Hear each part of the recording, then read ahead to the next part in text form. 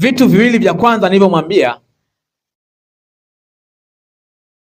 amesema kwamba hawezi kuvitumia, na tafsiri rahisi ni kwamba vitu hivyo haviwezi kumsaidia. Bwana Yesu asifiwe sana. Haviwezi kumsaidia, lakini baskeli inaweza kumsaidia kwa sababu anaweza kuiendesha. Bwana Yesu asifiwe sana.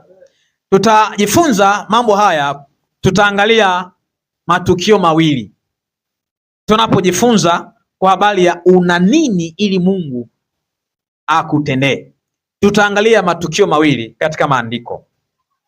Tukio la kwanza tutakaloliangalia, tutaangalia tukio ambalo Yesu alikutana na mwanamke Mkananayo alipokuwa anapita katika miji ya Tiro na Sidoni. Alikutana na mwanamke Mkananayo. Tutaangalia tukio, lakini pia tutaangalia na tukio lingine, Yesu alipoingia nyumbani kwa Petro. Matukio mawili tutayaangalia, lakini tutakuwa tunataka tujifunze kwamba kuna vitu ambavyo ni lazima tuwe navyo ili Mungu aweze kutenda kwenye maisha yetu. Bwana Yesu asifiwe sana. Naomba tuanze na kitabu cha Mathayo sura ile ya 15 na ule mstari wa 26. Mathayo mtakatifu sura yake ya 15 na ule mstari wa 26. Lakini naomba nianzie mstari wa 21 ili iweze kueleweka vizuri. Biblia inasema Yesu akaondoka huko akaenda kando ya pande za Tiro na Sidoni. Na tazama, mwanamke Mkananayo wa mipaka ile akamtokea, akampazia sauti akisema, unirehemu Bwana, mwana wa Daudi, binti yangu amepagawa sana na pepo. Wala yeye hakumjibu neno. Nao wanafunzi wake wakamwendea wakamwambia wakisema, mwache aende zake, kwa maana anapiga kelele nyuma yetu.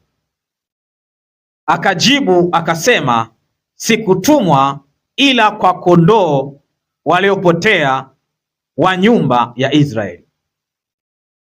Naye akaja akamsujudia akisema, Bwana, unisaidie.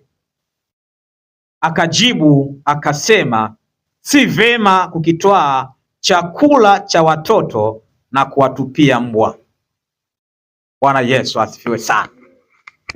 Yesu yuko safarini, ametoka Uyahudi, anapita katika miji miwili, anapita katika mipaka ya Sidoni, anapita katika mipaka ya Tiro.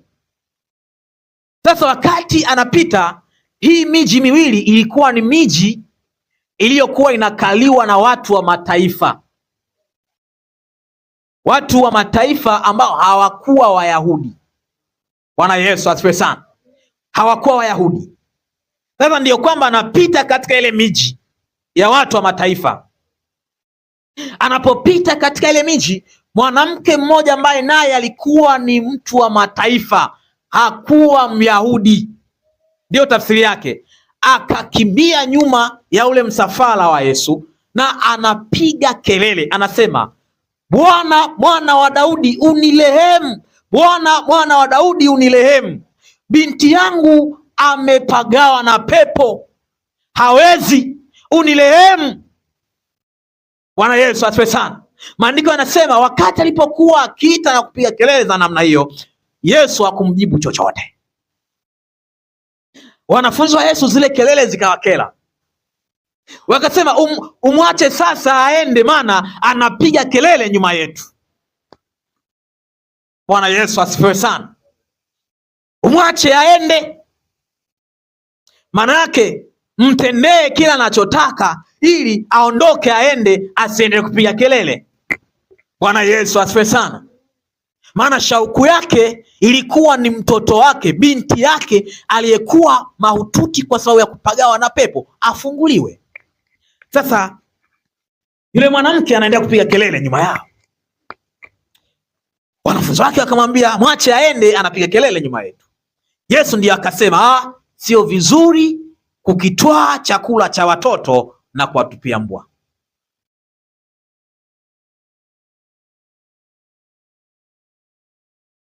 Sio vizuri kukitwaa chakula cha watoto na kuwatupia mbwa. Nataka kwanza nifafanue kwa nini Yesu anasema hivi,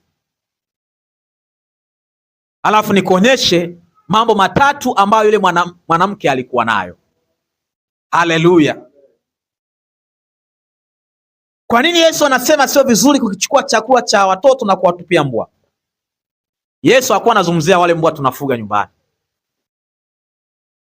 Mtu mwingine akisikia hiyo anaweza kafikiri kwamba Yesu alisema sio kwamba anazungumzia habari ya mbwa na chakula cha kawaida ambacho tunakula nyumbani. Chakula kile tunakula, huwa mbwa tunawapa, na hakuna shida katika hilo. Bwana Yesu asifiwe sana. Lakini Yesu alikuwa anazungumzia nini? Yesu alikuwa anazungumzia kitu gani? Yesu alikuwa anazungumza mambo mawili. Cha kwanza alikuwa anazungumza kwamba mimi sikuja kwa ajili ya watu wa mataifa.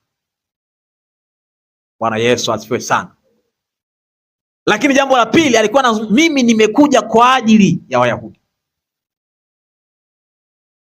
Na ndio maana utaona katika wale wanafunzi ambao Yesu alikuwa nao, wale wanafunzi ambao Yesu alikuwa anatembea nao walikuwa ni Wayahudi.